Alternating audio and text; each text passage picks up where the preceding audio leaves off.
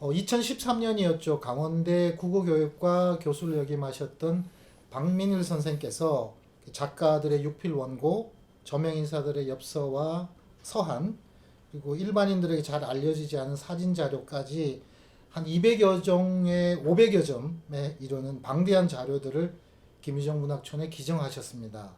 이듬해 그러니까 2014년 연말에 이 기정 자료들 가운데 문인들의 육필 원고만 골라서 친필 원고전을 개최했고요. 그리고 이제 이후에 6년여 동안 문학촌 수장고에 그냥 이렇게 보관되었었습니다. 근데 작년에 그러니까 2020년 1월에 이순원 작가께서 새로 촌장으로 부임하기 직전에 전임 촌장이셨고 김유정 문학촌 수탁 단체였던 김유정 기념사업회의 명예 회장이셨던 전상 선생께서 이 자료들을 임의로 가져가셨다가 9월에 다시 되돌려 주시는 우여곡절을 겪게 됩니다. 이걸 계기로 해가지고 박민일 선생께서 기정하신 자료들의 의미와 가치가 새롭게 조명이 되고요. 이번에 또 2021년에 문학관 협회로부터 문학관의 소장 자료들을 바탕으로 전시회를 열고 토크 콘서트를 가지는데 도움을 주셔서 제가 또 한번 자료들을 자세하게 꼼꼼하게 검토하는 시간을 가졌었습니다. 그 첫 번째 전시에 맞춰서 토크 콘서트를 하게 됐는데 첫 전시회 타이틀이 거장들의 귀환이거든요. 이게 문학만이 아니라 예술, 종교, 사회, 정치 분야에 저명한 분들의 친필 원고, 서한, 사진 이렇게 20점 가량을 이제 전시를 하게 됐습니다. 여기 앞서서 이제 선생님을 모시고 이 자료들에 대한 명쾌하고 통쾌하고 유쾌한 얘기를 들어보려고 선생님을 모셨습니다. 반갑습니다. 반갑습니다. 네. 김풍기 교수님이십니다. 네, 안녕하세요. 선생님 이제 전시 자료들 가운데 가장 선생님의 마음을 끌었다?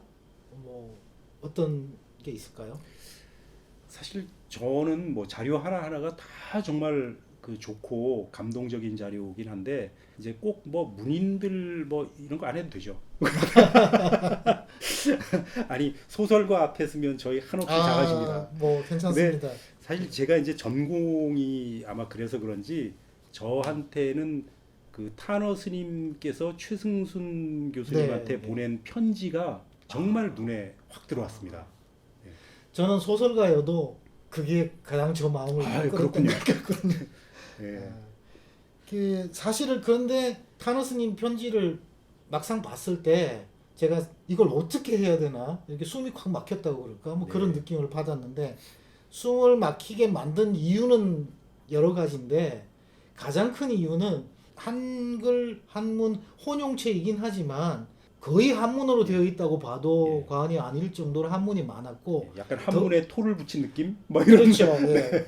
그 뭐 조사 정도만 네. 한글로 만든 거기다가 한문이 또 초서로 되어 있어요. 한문을 어지간히 안다고 하는 사람도 읽어내기 힘들 어떤 것이어서 뭐 저는 당연히 읽지 못했고 그래서 고민을 하다가 이제 춘천학연구소의 허준구 소장한테 이제 초서로 된 거를 알기 쉬운 한자로 옮기는 작업을 부탁했고 또 김근태 학예연구사한테 이제 현대문으로 고치는 걸 이제 도움을 받았어요. 그러고 나니까 더 이제 빛나는 거 숨통은 트였는데 자료 그 자체를 제가 본다는 게 너무나 큰 부담이었습니다. 특별히 교수님 모셨으니까 그 내용들을 한번 좀 살펴봐 주셨으면 좋겠거든요. 이 탄어 스님은 뭐 한국 불교 근대 불교사에서는 뭐 빼놓을 수 없는 학승이죠. 이분이 원래는 이제 유가 집안에서 태어나셔가지고 유가 공부를 하시다가 어느 날 오대산 월정사에 뭐 아주 고승이 있다는 얘기를 듣고 그 양반하고 이제 한번 이야기 해보려 그러다가 이제 잡힌 거 아니겠습니까? 네. 이제 그분이 바로 이제 하남 그렇죠. 스님이고 그래서 이제 그 법제자로 들어가시게 된 건데 이 탄어 스님께서 하남 스님 밑에서 공부할 때 원을 세운 것 중에 하나가 내가 화엄경을 전부 풀어서 한번 쓰겠다. 이렇게 이제 원을 세우셨다 그럽니다. 그래서 그러니까 해방 직후 뭐 이럴 때에 이제 계속 앉아서 이제 화엄경 번역을 하신 거죠. 그러다가 이제 6.25를 만났지 않습니까? 그래 전쟁이 났다 그러니까 그때 이제 하남 스님은 뭐 널리 알려진 것처럼 절을 지키다가 거기서 이제 네. 앉아서 돌아가셨죠. 그리고 이제 그 제자들은 하남 스님이 다 불러가지고 피난시키셨다 그럽니다. 가라 이래. 전쟁이 났으니까 가라.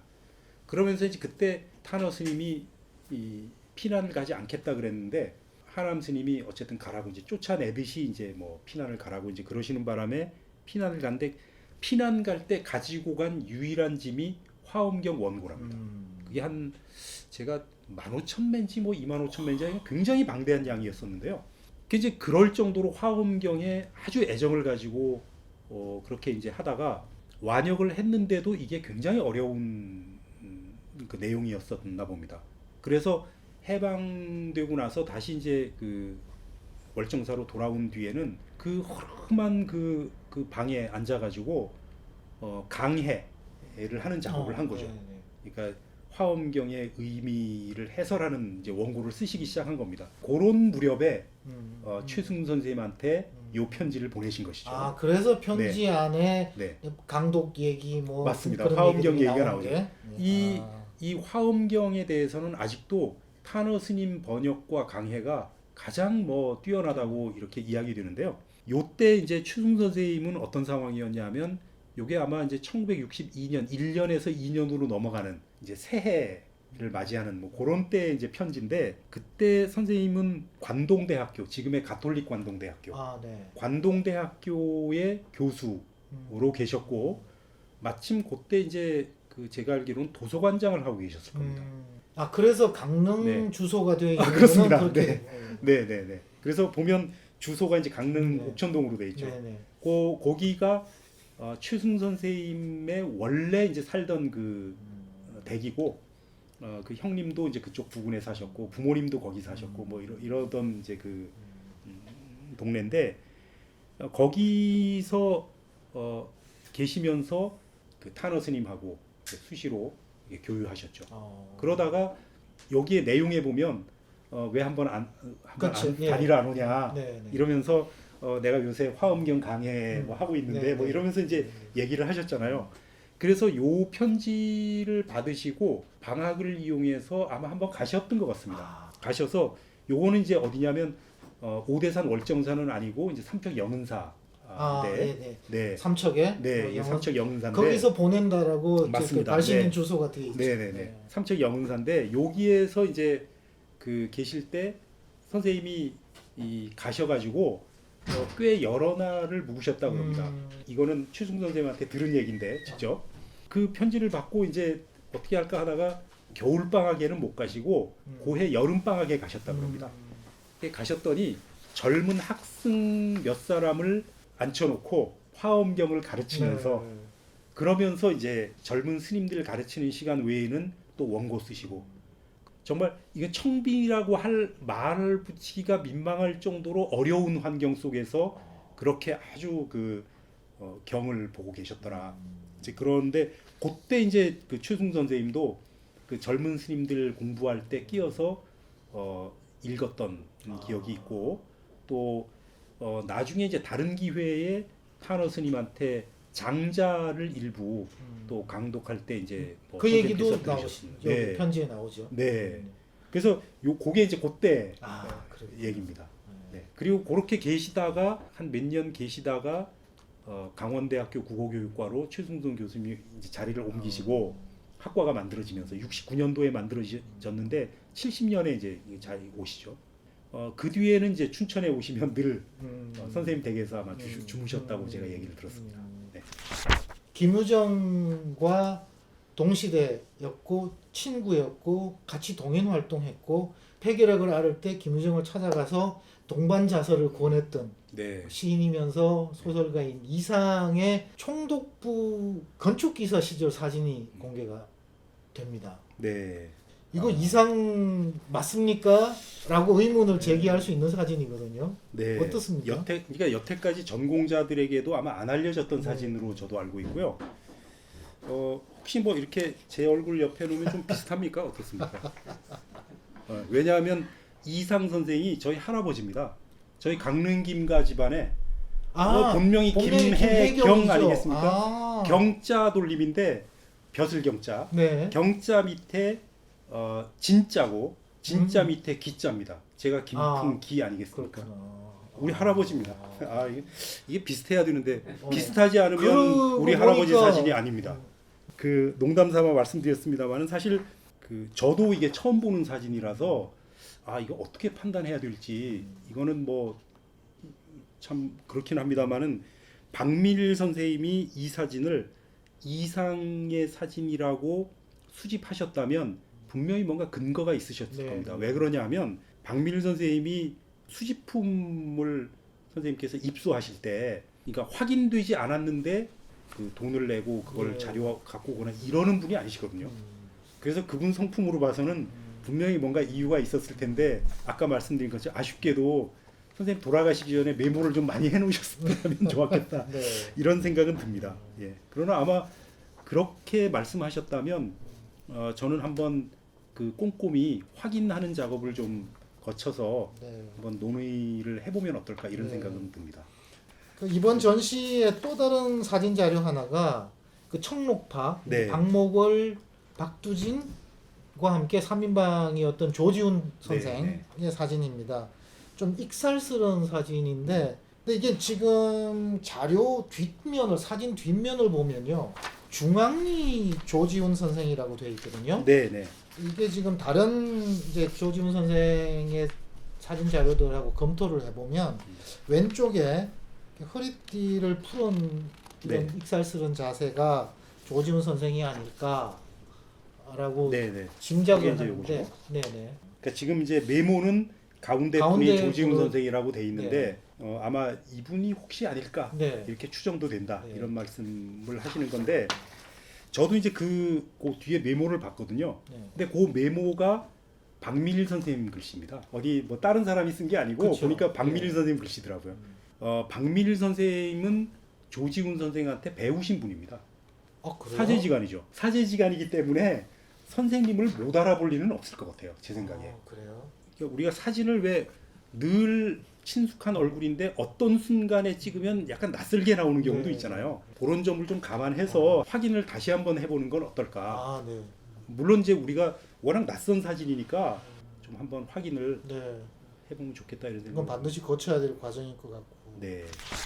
지금 소설가들의 육필 원고 중에 보면 재미난 게 원고지를 이렇게 길게 세워서 그러니까 오른쪽에서 왼쪽으로 써나가고 위에서 아래로 써나가는 네. 한문 방식으로. 그렇죠. 예, 네. 그렇게 일본의 원고를 쓰는 방식이 그렇더라고요. 그게 이제 정치가 바뀌면서 가로로 길게 놓고 왼쪽에서 오른쪽으로 써나가는 방식으로 하는 게 이제 가로 쓰기가 되는데 육필 원고 전시된 것 중에 이게 두 가지가 다 있습니다. 그 앞선 세대라고 볼 수 있는 황순원 선생, 김동리 선생은 세로 쓰기를 하시고 이청준, 박완서 선생, 최인호 네. 선생 같은 경우는 이제 가로 쓰기를 하시는데 특이하게도 아동문학가인 이원수 선생은 1910년대생이시거든요. 네. 근데 가로 쓰기를 하고 계세요. 네. 이건 좀 굉장히 특이하다. 그래서 전시에 구경 오시는 분들이 유심히 봐주셨으면 하는 생각이 듭니다. 네. 그 이원수 선생이 이제 고향의 봄 네. 뭐 이런 시를 쓰신 분이죠. 네네. 제가 생각하기에는 이제 이원수 선생 같은 경우는 그 어린이를 위한 작업을 굉장히 많이 하셨기 때문에 아이들 눈높이에 맞추신 게 아닐까 이런 추정도 그러네요. 좀 해봅니다. 그렇습니다. 그러고 보니까 이번에 나온 원고가 101장의 심사평이거든요. 맞습니다. 당연히 네. 그렇게 되겠죠. 지금 이번 전시회에 감사의 편지, 감사의 엽서가 그 세 종이 나와 전시가 네. 됩니다. 한 분이 그 저항시인으로 알려진 조태일 시인의 네. 박민일 선생께 그 아리랑 논문을 청하는 네. 그 편지거든요. 네. 네. 거기 보면 어떻게 그 논문이나 저서를 청하는가 하는 노하우를 우리가 좀 읽을 수 있습니다. 네. 그러니까 그 박사 논문으로 그 아리랑을 가지고 하셨는데 네네. 제가 작품하는데 도움이 될 것 같습니다. 네, 이러면서 이제 그렇게 얘기하죠. 얘기하죠. 그 조태일 선생의 그 논문을 청하는 그 엽서 짧지만 네. 임팩트가 아주 강한 아, 그 네, 엽서 그렇습니다. 보면 아 이분 박민일 선생의 아리랑 연구가 대단하셨다를 간접적으로 이렇게 받을 수 있거든요. 맞습니다. 그 원주에 계시는 장일순 사회운동 네. 장일순 선생의 감사 편지는 박민일 선생으로부터 저서를 받고 네. 받은 데 맞습니다. 대한 감사를 네. 표현한 건데 네. 장일순 선생이 또 서화에 뛰어나신 분이잖아요. 그렇죠. 그 네. 달피를 또 편지 안에서 확인할 수 있죠. 전시 자료 중에 한승수 네. 서면 박사마을의 네, 상징적 인물, 네. 한 정치가이면서 정치학 교수. 네. 교수였죠. 두 분이 어떤 관계인지 혹시 아십니까? 그 두 분이 고등학교 동기입니다. 아, 네, 춘천고등학교 동기인데 제가 알기로는 두 분이 주기적으로 이렇게 만나셔서 뭐 식사도 하시고 또 친하게 지내시고 이랬던 걸로 알고 있습니다. 네. 네. 아마도 상공부 장관 시절이었던 것 같은데 국제재정학회 그 터키 이스탄불에서 총회에 갔다가 그 한국엽서를 네, 씁니다. 네. 그 이스탄불 도장이 탁 찍혀 네. 있고 대표적인 서정 시인이라고 할 수 있는 김춘수 선생, 네. 그 다음에 친일 인명사전에 이름이 등재된 서정주 선생입니다. 김춘수 선생은 대한민국 국회 전용 원고지에 쓴 본인의 뭐 시 창작 이력을 밝힌 네. 또 산문에 그걸 또 나와 있어요. 김춘수 선생이 50 시절에 정권의 강압에 의해서 국회의원을 하게 돼요. 네. 지금 말하면 비례대표 같은 비례대표 같은. 같은 김춘수 선생의 원고가 국회 전용 원고지에 쓰여져 있었다. 사실 김춘수 선생의 이력 가운데 정치인의 이력은 그 김춘수 선생이 지우고 싶어 했던 이력이거든요. 근데 본인의 시 창작 이력을 국회 전용 원고지에다가 썼다. 이거 혹시 어떻게 이해를 하십니까? 예, 참 저도 이번에 이제 자료 보면서 굉장히 흥미롭게 느꼈거든요. 네. 그 당시에 이게 생각 없이 이렇게 썼을까? 아니면 그 생활을 하는 와중에 빨리 원고를 보내다 보니 그냥 부득이 앞에 있는 원고를 썼을까? 이제 별 생각이 좀 다 들었는데요. 이 원고는 저도 참 특이한 원고라고 생각을 합니다. 이게 아까 말씀하신 것처럼 정말 김춘 선생으로서는 참 멋쩍은 네. 원고인데 이렇고 그 다음에 이제 미당 선생 원고는 제가 기억이 납니다. 이 미당 선생이 1981년에 춘천에 문학 특강을 오셨었어요. 아, 춘천에 문학 특강을 오셨을 때 받은 원고입니다. 아, 예, 그래서 어, 그 미당생이 오셔가지고 그날 이제 저녁에 문학의 밤 뭐 이런 비슷한 네. 행사였는데 저도 이제 그때 거기 갔었거든요. 왜냐하면 교과서에서 보던 시인이라니까 이제. 그날 낮에 만나가지고 이 원고를 받으셨다고 제가 박민일 선생님한테 직접 들은 얘기입니다. 네, 네. 네. 그래서 이번에 이 자료 보면서 되게 반가웠습니다. 네. 교수님 말씀 듣고 나니까 박민일 선생께서 김유정 문학촌에 기증해 주신 이 자료들의 의미나 가치 뭐 이런 게 새삼스럽게 네. 높다라는 걸 느낍니다. 이런 자료들을 소중하게 갈무리하는 것도 중요하고 좀 더 면밀하게 분석하고 뭐 또 공개하고 하는 것들이 자주 있어야 될 일이다라는 생각을 하게 됩니다. 긴 시간 좋은 말씀 유쾌, 명쾌, 통쾌하게 해주셔서 고맙습니다. 감사합니다.